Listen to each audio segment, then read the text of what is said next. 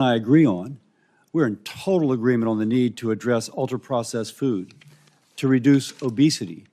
And obesity, of course, the leading cause of chronic disease and therefore of shorter lifespans. And this will be a priority in this committee, and I look forward to collaborating with you if you are confirmed. But it's no secret, I have some reservations about your past positions on vaccines and a couple other issues. And so we know a lot about you. I'll tell you a little bit about myself.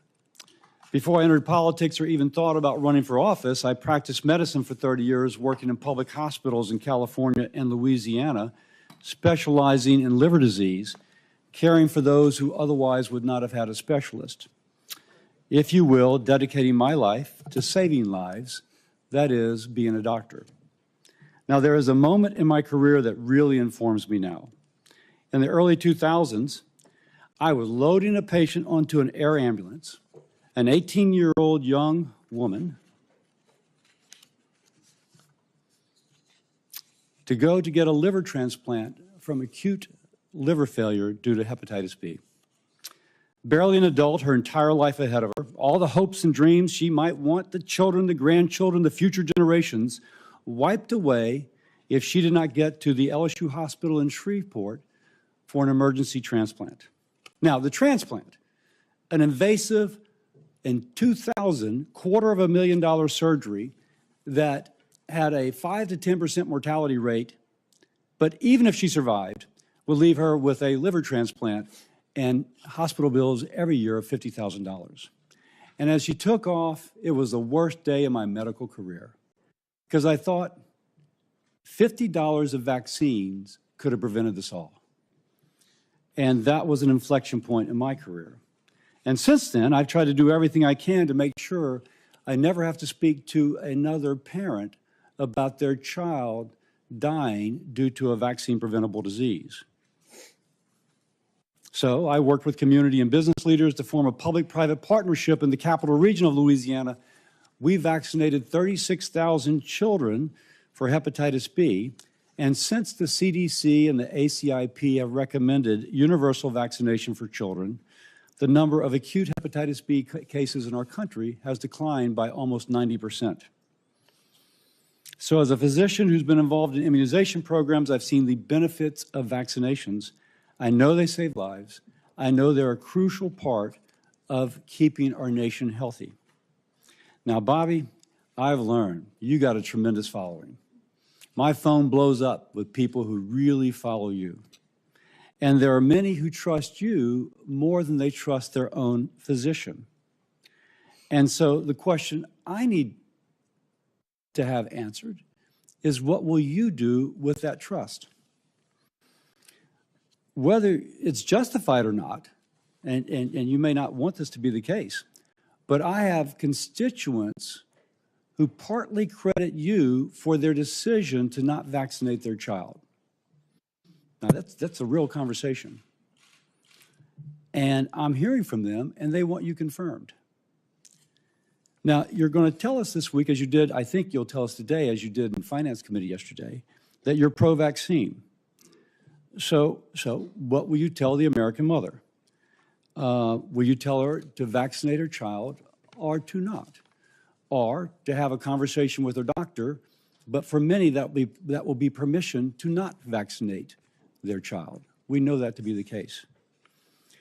So your past of undermining confidence in vaccines with unfounded or misleading arguments concerns me. Can I trust that that is now in the past? Can data and information change your opinion, or will you only look for data supporting a predetermined conclusion? This is imperative. You will have the responsibility to restore trust in our public health institutions in this position you have. Now, let's turn a little political.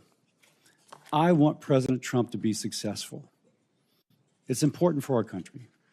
Any action you take as HHS Secretary will shape his legacy, and we both want that legacy to be positive. So, thank you for coming before the committee, for being willing to serve, and I look forward to today's conversation. And with that, I yield to my ranking member, Senator Sanders. Thank you, Senator Cassidy, Chairman. And Mr. Kennedy, thanks for being with us. I'm going to discuss later the issue of vaccines, which Senator Cassidy raised, and is of concern, I think, to all of us.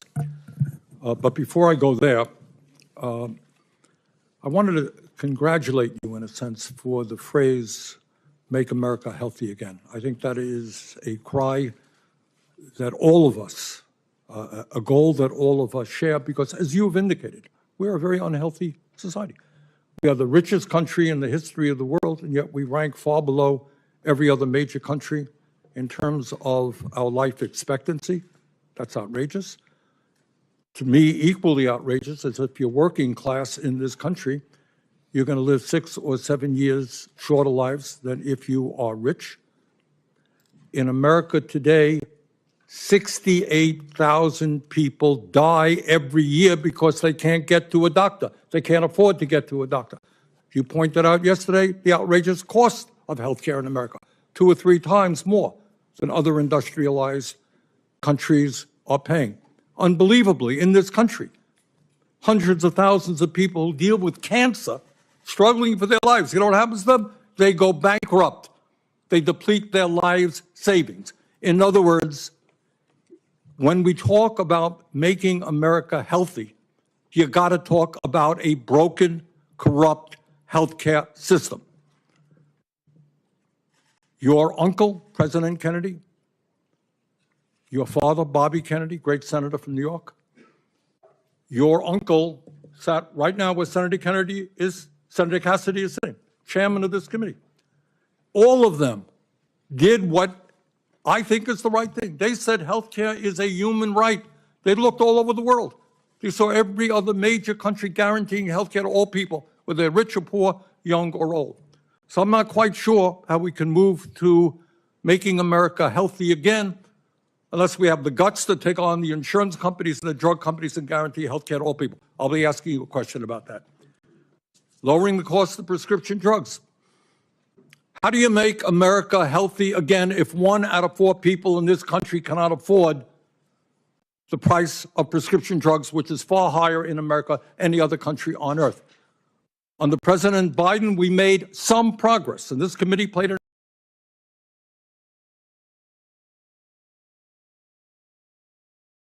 active role. Follow what we accomplished here. We are the only major country on earth not to guarantee paid family and medical leave. Mr. Kennedy, there are women today who are having babies, then they got to go back to work in a week or 2 because they have no guaranteed paid family and medical leave. How do you have a healthy country when women are forced to go back to work, when women and men get fired because they stay home taking care of their sick kids? That's not making America healthy again. And I would go a little bit beyond the jurisdiction of Health and Human Services, but I think it's important. If you are working 50 or 60 hours a week, making 13, 14 bucks an hour, which is what millions of Americans are, can you be healthy? Will you join those of us who think that in the United States, wealthiest country on earth, people work 40 hours a week, they should not live in poverty, got to raise the minimum wage to a living wage? And lastly, and we discussed this very briefly, President Trump believes that climate change is a hoax. I happen to believe, and most Americans believe, and virtually the entire scientific community believes, that it is an existential threat to this planet. I don't know how you're going to make America healthy again, or keep the world healthy, when you have massive heat waves and droughts and floods and extreme weather disturbances. Louisiana had them, Vermont had them. That's not keeping America healthy. Now, that's not within the jurisdiction of HHS. But I surely hope that you will, if you are confirmed, demand that President Trump change his position and work with those of us who are trying to transform our energy system and, in fact, keep America healthy by addressing the crisis of climate change. Thank you, Mr. Chairman. Thank you, Senator Sanders. And now I'd like to welcome our nominee, Mr. Robert F. Kennedy, Jr. Mr. Kennedy has a long career as an attorney and advocate for various health and environmental concerns. He has championed a range of issues like healthy foods and efforts to fight chronic disease, while calling for greater transparency and accountability in our public health infrastructure.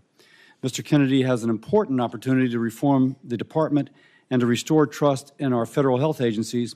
I look forward to hearing more about his policy priorities and his plans to advance President Trump's agenda to make America healthy again. I thank you for joining us today, and I'll now turn over to Mr. Kennedy to introduce himself.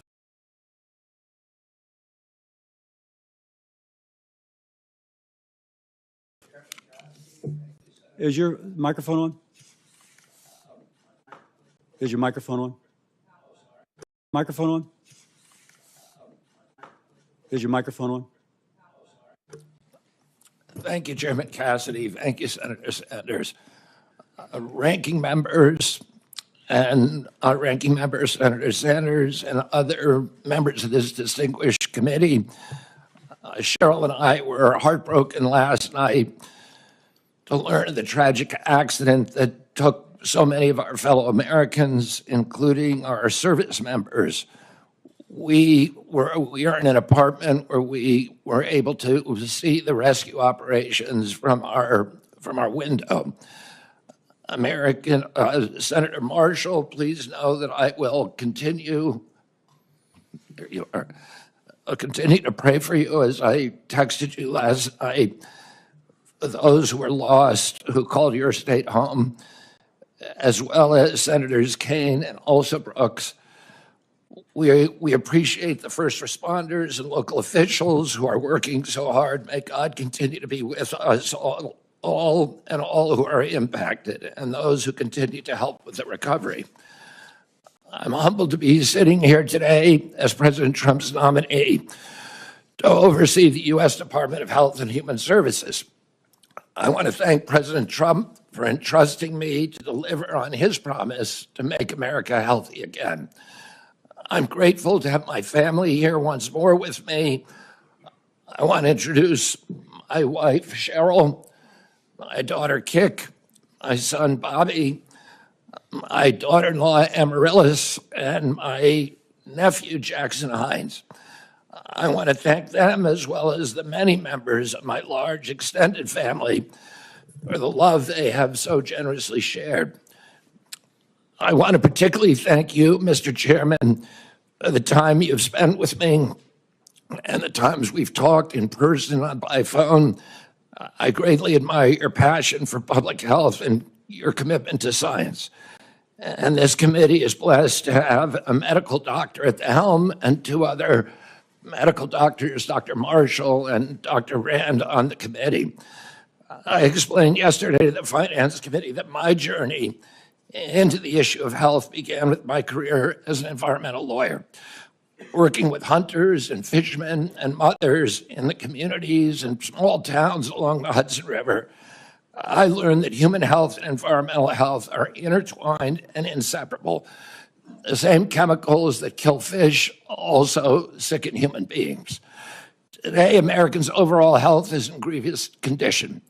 Over 70% of adults and a third of children are overweight or obese. Diabetes is 10 times more prevalent than in 1960. Cancer among young people is rising by 1 or 2% per year.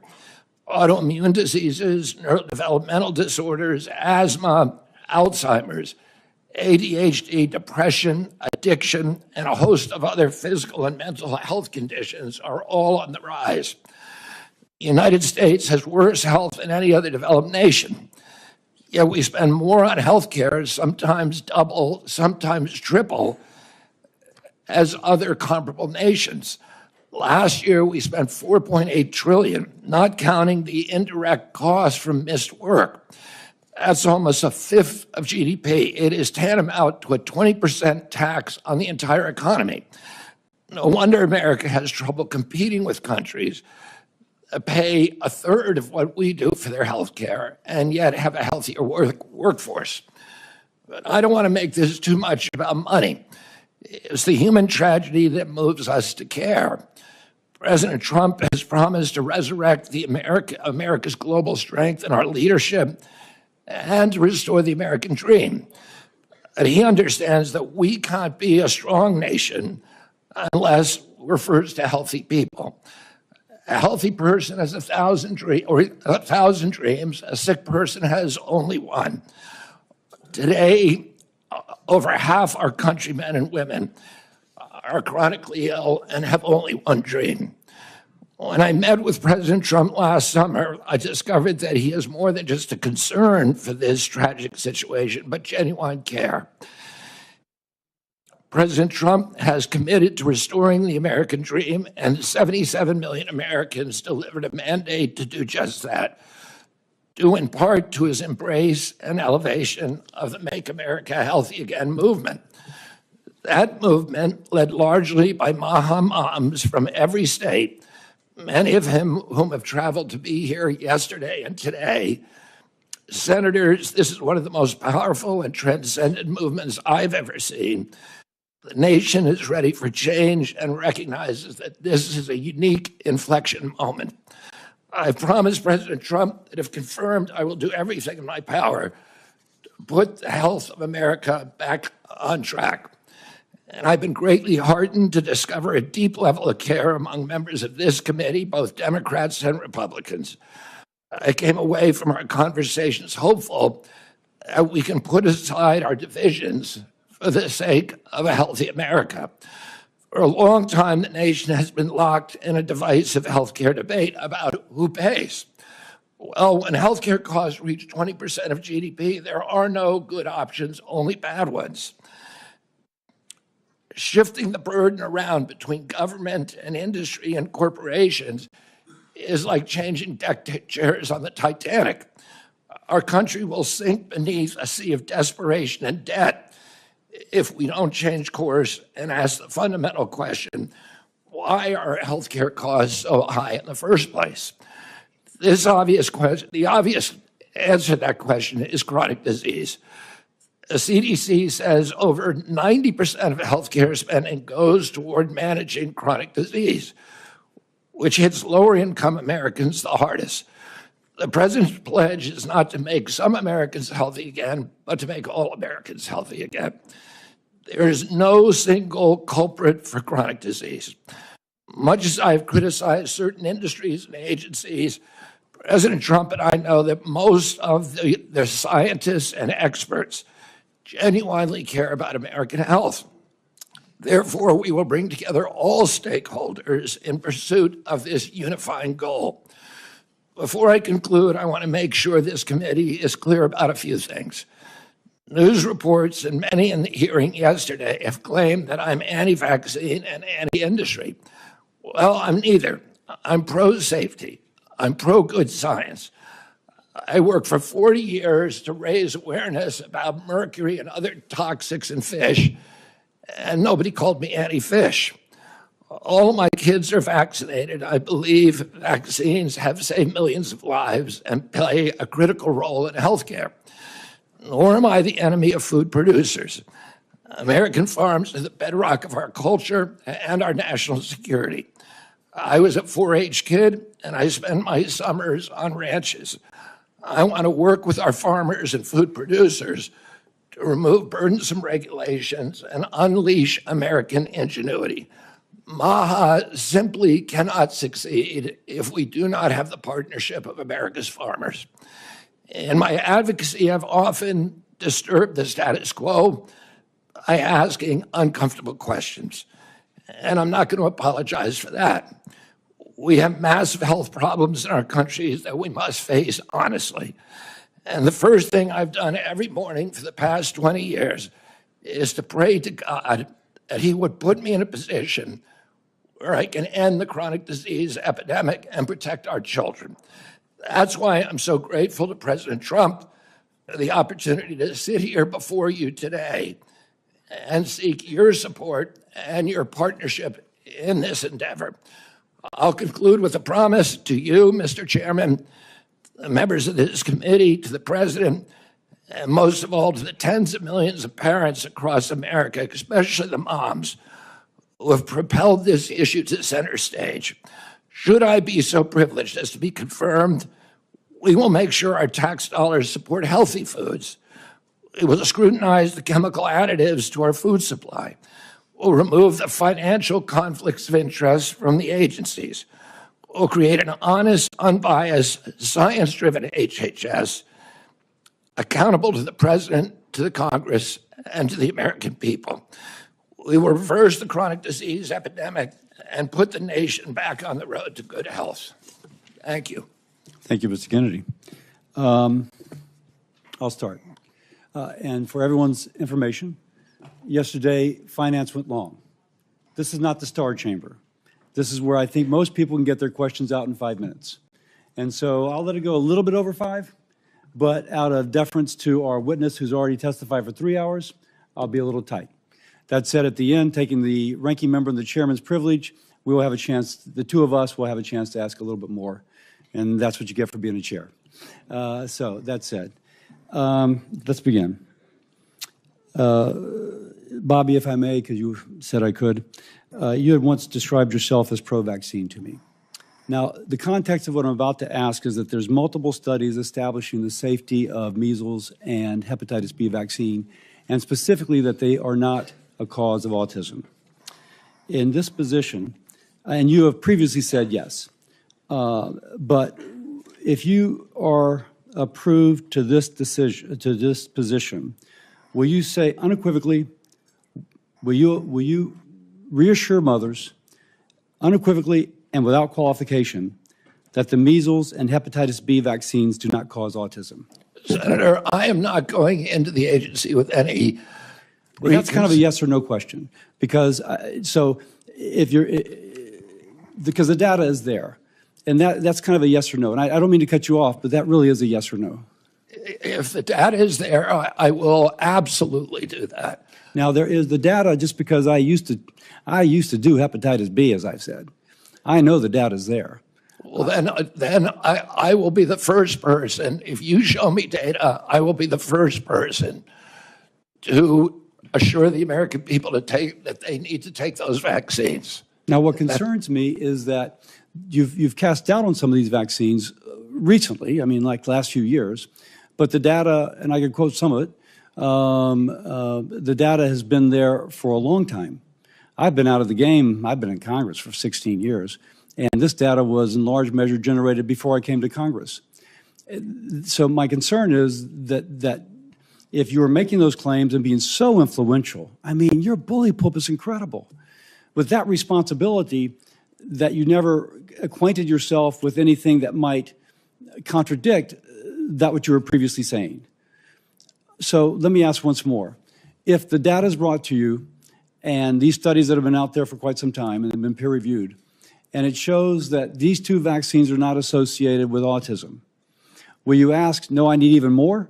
Or will you say, no, I see this, it's stood the test of time, and I unequivocally and without qualification say that this does not cause autism? Not only will I do that, but I will apologize for any statements that misled people otherwise. Thank you.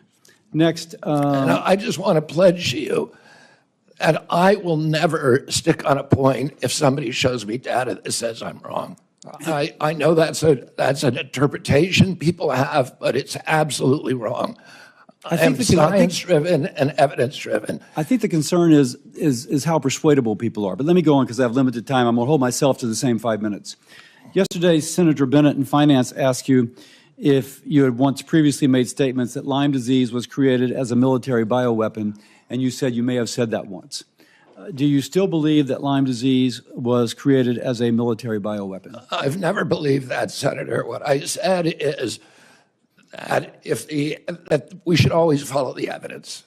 There were 3 books suggesting that. I have not read them through.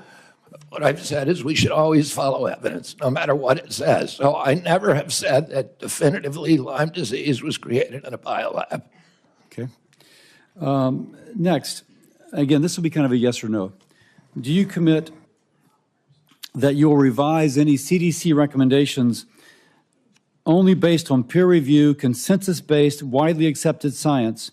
In other words, not personal beliefs or the beliefs of any single person that you or your department may identify? Absolutely, Senator. I am not going to go into HHS and impose my preordained opinions on anybody at HHS. I'm going to empower the scientists at HHS to do their job and make sure that we have good science that's evidence-based, that's replicatable, where the The raw data is I'm almost published. out of time, so let me get to another question. All right. Do you promise that FDA will not deprioritize or delay review and/or approval of new vaccines, and that vaccine review standards will not change from historical norms? Well, we will have the best vaccine standards with safety studies, and I will not, if the That's a panels little bit of a recommend- different answer than the question I asked, because what is the best could be in the eyes of the beholder. So let me read again. Promise that the FDA will not deprioritize or delay review and/or approval of new vaccines, and that vaccine review standards will not change from historical norms. Yes. Great. With that, I will set a good example, and I yield my time to my ranking member. Thank you, Chairman Cassidy. And I'm going to do what I very rarely do, is actually follow up on a question from Senator Cassidy. There have been, as I understand it, dozens of studies done all over the world that make it very clear that vaccines do not cause autism. Now, you just said, if I heard correctly, well, if the evidence is there. The evidence is there. That's it. Vaccines do not cause autism. Do you agree with that? As I said, I'm not going to go into HHS with any preordained. I asked you a simple question, Bobby. The studies all over the world say it does not. What do you think? Senator, if you show me those studies, I will absolutely, as I promised to Chairman Cassidy, I will apologize. That is a very troubling response, because the studies are there. Your job was to have looked at those studies as an applicant for this job. All right. Let me ask you another question about this one about COVID. Scientists with the Yale School of Public Health and University of Maryland have estimated that the COVID vaccine saved 3 million lives and prevented 18 million hospitalizations. President Trump, someone who I do not often agree with, has said that the COVID vaccine was, quote, one of the greatest miracles of the ages. That's Donald Trump. But Bobby, you had a very different perspective. At a time when thousands of Americans were dying from COVID every week, in May of 2021, you petitioned the Food and Drug Administration to revoke the emergency use of COVID vaccines. So my question to you is, were the scientists who told us that the COVID vaccine was imperative, and President Trump who told us that it was this great thing, were they right, or were you right when you told people that they should not take COVID shots? Senator, I filed that lawsuit after CDC recommended the vaccine for 6-year-old children without any evidence that it would benefit them and without testing on 6-year-old children. And that was my reason for filing that lawsuit. Was the COVID vaccine, successful in saving millions of lives? I don't know. We don't have a good surveillance system, unfortunately. We don't know? I don't think anybody can say that. If you show me science that says that. You know, Bobby, you say, if I show you, you're applying for the job. I mean, clearly, you should know this. And that is, the scientific community has established that COVID vaccines save millions of lives, and you're casting doubt. That is really problematic. All right, let me ask you another question on another subject.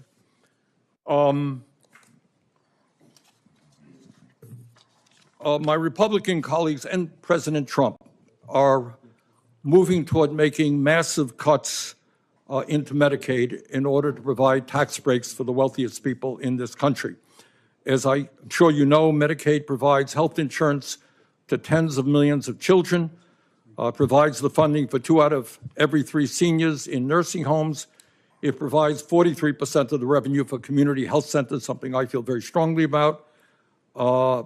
And it is so important for millions of people. If confirmed, in terms of making America healthy again, will you stand up to the White House and say, no, we cannot throw millions of children off of health care, millions of elderly people out of nursing homes? We cannot cut Medicaid to give tax breaks to billionaires. President Trump has made no indication to me that he intends to throw millions of people out of nursing home or deprive people of their health care, Senator. We have a health care system that's broken. It's not working. You've been working on it your entire career. As Americans get less and less healthier, as premiums rose. Bobby, I As believe you, the Dr. healthcare system is broken. We He has agree on asked that. me to fix it. But So do that you it works fix for it? the American people. But my colleagues here, certainly in the House of Representatives, are prepared to make massive cuts in Medicaid. Now, I happen to believe in a Medicare for all system that guarantees health care to all people. Not what we're talking about. But in fact, there is serious discussion of massive cuts to Medicaid, which will have devastating harm on children, people in nursing homes. All I am asking you, if that proposal goes through, will you say, hey, you're not keeping America healthy by throwing children off of health care? Senator, I haven't seen any of the congressional proposals. I can only tell you what President Trump has told me, which is that he wants me to make Medicaid, Medicare, and Obamacare better. Well, if you haven't seen those proposals, I suggest you go to any newspaper. They're there. Thank you, Mr. Chairman. Senator Paul. You know, I think the discussion over vaccines is so oversimplified and dumbed down that we never really get to real truths. And it's why people up here are so separated from real people at home. So we talk about hepatitis B. It's a terrible disease. It could lead to liver failure, as the chairman said. But the reason you have distrust from people at home, why they don't believe anything you say, they don't believe government at all, is you're telling my kid to take a hepatitis B vaccine when he's 1 day old. You get it through drug use and sexually transmitted. That's how you get hepatitis B. But you're telling me my kid has to take it at 1 day old. You're not. That's not science. And so every person with a bit of common sense, even people who don't resist vaccines, I vaccinated all my kids. I believe vaccines are one of the modern miracles beyond all pale. The Speckled Monster is a great book about the introduction of the smallpox vaccine in 1720 into our country. All miracles. But I'm not a one-size-fits-all. It's not all or nothing. I chose to wait on my hepatitis B vaccine, and we did it when they went to school. Does that make me an awful person? Does that make me an anti-vaxxer because I questioned the government dictate of whether I do it? And I'm not speaking for anybody else. I'm only speaking for myself. But for goodness sakes, let's have an honest debate about these things. The COVID vaccine. If you ask me my opinion, the reporters run up and down the aisle and they say, you still anti-vaccine? No, I'm pro-vaccine. But on the COVID vaccine, and on the COVID illness, there was a 1,000-fold or more difference between the elderly and children. If you don't acknowledge that, you're committing malpractice. You're showing your ignorance. If you say a 6-month-old must be mandated to get it, the science is not there. So all this blather about the science says this and the science says that, no, it doesn't. The science actually shows that no healthy child in America died from COVID. Look it up. No healthy child died from COVID. And so the thing is that it's 1,000-fold greater. So if you ask me my advice as a physician, if you were 65 or older or overweight and some other conditions, I would have said, hell yes, I'd take the COVID vaccine. The risks of the disease were real and much greater than the vaccine. But if you ask me, should my healthy 6-month-old get it? See, these are the nuances you're unwilling to talk about because there's such a belief in submission. Submit to the government. Do what you're told. There is no discussion. There ought to be a debate. You're not going to let him have the debate because you're just going to criticize and say, it is this, and admit to it, or we're not going to appoint you. But it's more complicated than that. And this is why people distrust government, because you're unwilling to have these conversations. And go home. Ask your Democrat young mothers, your Republican young mothers, if they're vaccinating their kid for hepatitis B, and they're like, well, do I have to do it on day one? It's this precious little baby. Is there science to say you shouldn't do it? Probably not, but it's my kid. You know, it's like, there isn't clear-cut science saying not to. But on autism, there's no good science of anything to show what causes autism. We don't know. It's a profound disease. I know many moms here and dads who have kids with autism. I know them personally. I've met their kids. But the thing is they saw their kids developing completely normal, maybe speaking 100 words go to no words at about 15 months of age. Now, there isn't proof. There isn't proof that the vaccines cause it. That's true. There isn't proof that it causes it. But we don't know what causes it yet, so shouldn't we be at least open-minded? We take 72 vaccines. Could it be? I don't know. But we shouldn't just close the door and say we're no longer, because we believe so much in submission, we're not going to have an open mind to study these things. And so it's sort of this crazy notion. Schizophrenia, I would put in the same notion. You have a kid who's completely normal to 18 or 19, and their brain goes haywire. How does that happen? It's the most bizarre disease. Shouldn't we be open? Could it be our food? might be vaccines, it might be our food, but autism's more common. I don't know about the schizophrenia statistics, but autism is more common. Shouldn't we want to be open-minded? Instead, we're so close-minded and we're so consensus-driven that the science says this. Well, science doesn't say anything. Science is a dispute, and 10 years from now, we could all be wrong. We were told in the beginning, 20 years ago, they did this enormous study, and they said, everybody over 50 should take an aspirin. I thought, well, that's a pretty good idea. It makes sense. But you know what? 20 years later, they measured it. And they found if you had no heart disease and you were taking aspirin, your chance of dying from a brain bleed or from a stomach bleed were greater than the risk of heart disease. If you have heart disease, they still say take an aspirin. If you don't, they've changed their mind 20 years later. But would you have all said I was crazy and I should no longer be in public discourse if I had said 20 years ago, I don't feel like taking an aspirin. I ride my bike all the time. I'm afraid I might hit my head. But that's what country's about. It's what dissent is about. So just ask you to look at the larger picture and give the guy a break who says, I just want to follow the science where it leads without presupposition. I think really what we have up here is presupposition. You've already concluded. It's absolute that autism isn't caused by it. We don't know what causes autism, so we should be more humble in what we say. Sorry I didn't get to a question.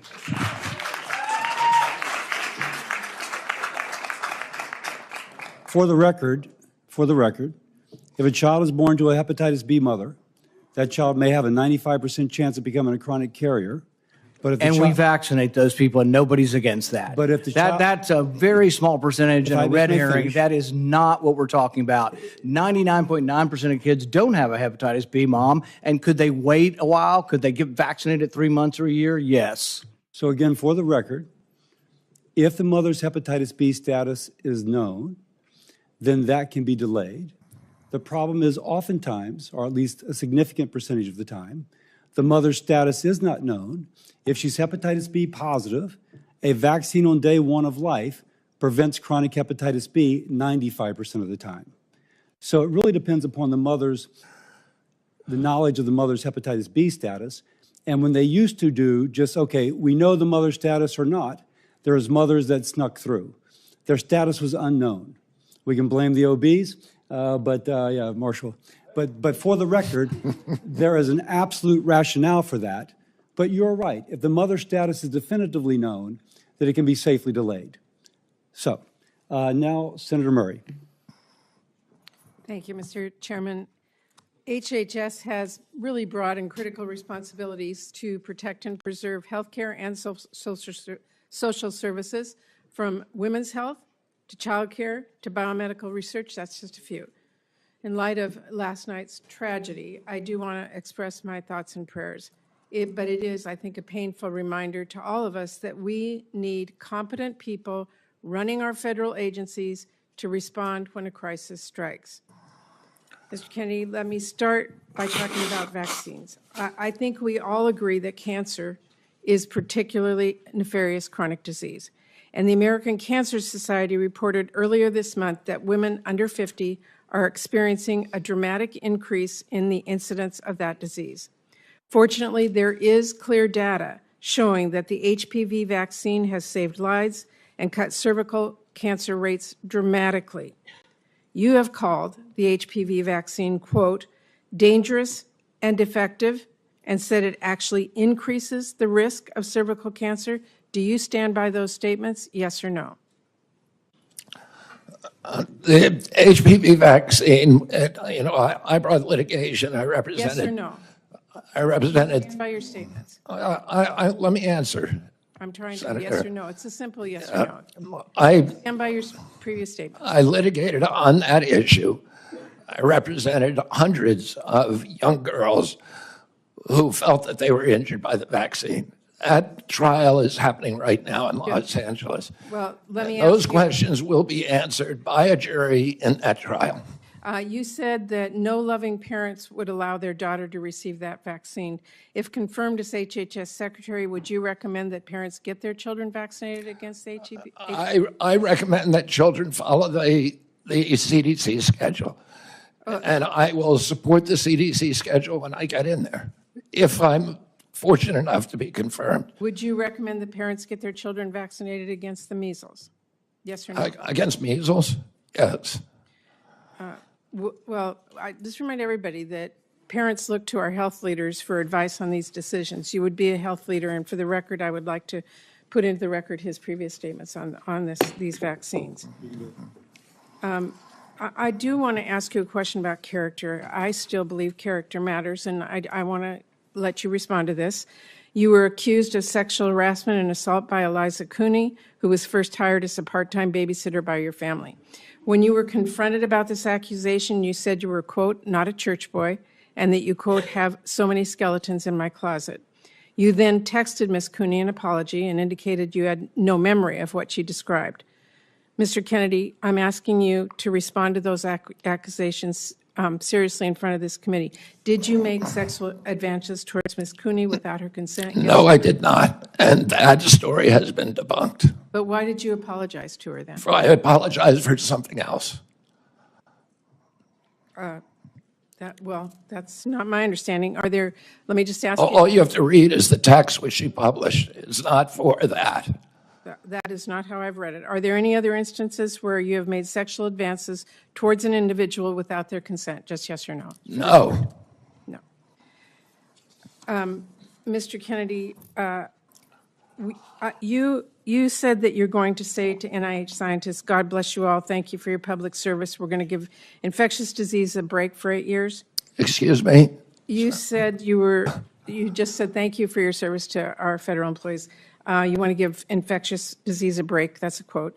Will you support the development and distribution of vaccines for the avian flu? Yes or no? Will I, for the avian flu? Yes. My time's almost up, but having read a lot and listened to a lot, I just want to remind all my colleagues that by voting to confirm Mr. Kennedy, we would be telling our constituents he's worth listening to. That alone could get people killed before he even lifts a finger, because he does not even need the levers of power to influence people, as we saw in Samoa. All he needs is a megaphone. To affirm his views by voting to confirm him as our highest health official, we should not mince words about what that would mean. When babies die from whooping cough because parents weren't sure if the vaccine was safe, we will have to look them in the eye. When measles sweeps through school, then hospitals, nursing wards, will this be worth it? There are political realities, we all get that, but there's also right and wrong, fact and fiction. And there's also people staying healthy or dying pointlessly from diseases we can prevent because they thought Congress took its job vetting our health care secretaries seriously. Thank you, Mr. Chairman. We're going to now go out of order. We're going to go to Senator Marshall. He would like to be able to view the press conference regarding the tragedy on the plane from Wichita. Senator Marshall. Well, thank you, Mr. Chairman, and thank you, Mr. Kennedy, for your kind words this morning, for your caring text last night, and I'm grateful for all my colleagues, most everybody reaching out to us, and it's certainly it's a tough day for Kansans and many others who lost loved ones, and we will look forward meeting with the president later today and those loved ones, and just want everyone back home to know that we're wrapping our arms around them, that we're mourning with them, and we'll get through this together. So thank you. Mr. Kennedy, take a second and just describe why fighting chronic disease is so important to you. Who are we fighting for? What is your role as HHS secretary, and is there anything that's a bigger priority to you than this as you go into this role? Thank you, Senator. When I was a 10-year-old boy, my uncle was in the White House. The chronic disease among American children was 2%. Today it's 66%. The cost of chronic disease to our country when my uncle was president was zero. There were not even treatments for chronic disease at that time. Today, the cost is $4.45 trillion. It is bankrupting our country. 77% of American kids can't qualify for military service. 38% of teens, according to NIH's last report, which was 3 weeks ago, 38% are diabetic or pre-diabetic. When my uncle was president, the typical pediatrician would 1 or 2 cases of diabetes in his lifetime, juvenile diabetes. Today, it's more than a third of the kids who walk through his door or her door is diabetic or pre-diabetic. autism rates have gone from 1 in 10,000 or 1 in 1,500 to 1 in 10,000, depending on what study you look at. In my generation, as a 70-year-old man today, in our children, it's 1 in 34. The explosion, I had 11 siblings. I had dozens of first cousins. Mr. Kennedy, I'm sorry. So, who are we? What's your role as HHS secretary to fight that disease? There's never been an HHS secretary who came in to do this. It was all about the typical partisan debate about how we allocate the cost, whether insurers pay it or whether hospitals, providers, or families pay it. And the costs continue to rise. All the things we're debating on, our kids are getting sicker and sicker. Yeah, just to quote you from yesterday, it's like we're moving the chairs on the Titanic. Yeah, and the ship is sinking, and nobody's paying attention to it. And yesterday, I got question after question from the Democrats about measles. In 1963, the year before the measles epidemic, or the measles vaccine was introduced, 500 American kids died from measles, almost all of them extremely poor and malnourished. We have 252 million Americans who are suffering from chronic disease, and none of them mentioned diabetes, they didn't mention heart disease, they didn't mention cancers yesterday. We need to refocus if we're going to save our country.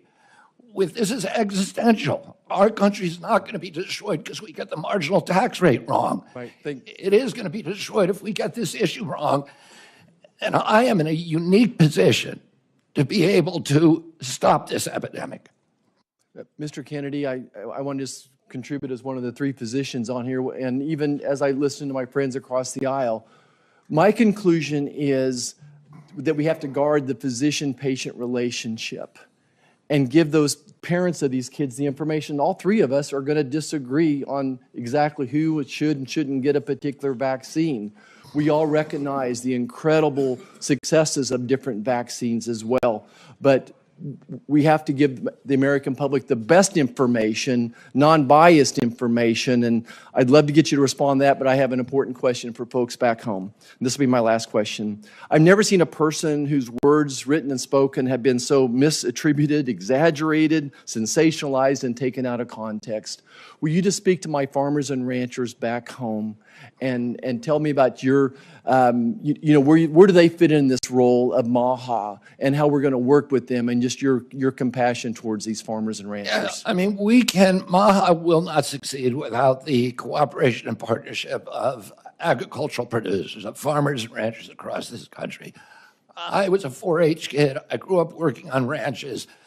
And I've worked for years representing farmers in various forms of litigation. Thomas Jefferson said that American democracy is rooted in tens of thousands of independent freeholds owned by farmers. We are losing farmers today, and we can't afford to lose a single farmer. And on my watch, I do not want to lose a single farmer. We have to offer farmers an off-ramp from chemically intensive agriculture, which they don't want to do, which even the chemical industry is ready to change, so that they can grow crops that they can sell in Europe. They can grow crops. Senator Hawley told me during our meeting that 4 out of 5 of his brother-in-laws have Parkinson's.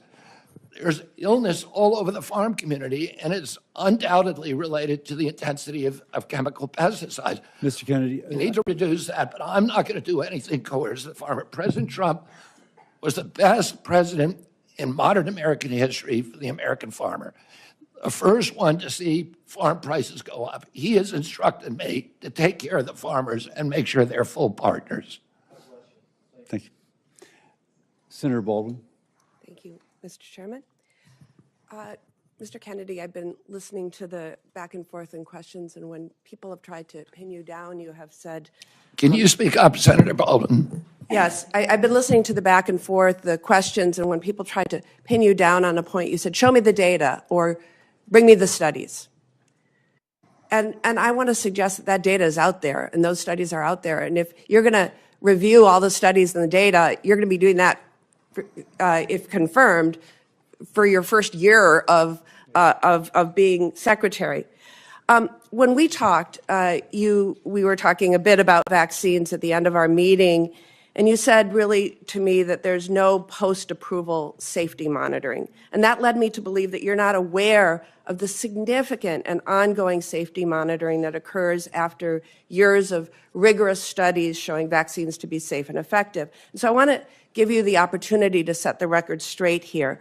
Are you aware of the measures in place throughout Health and Human Services to ensure vaccine safety after approval? Yes or no?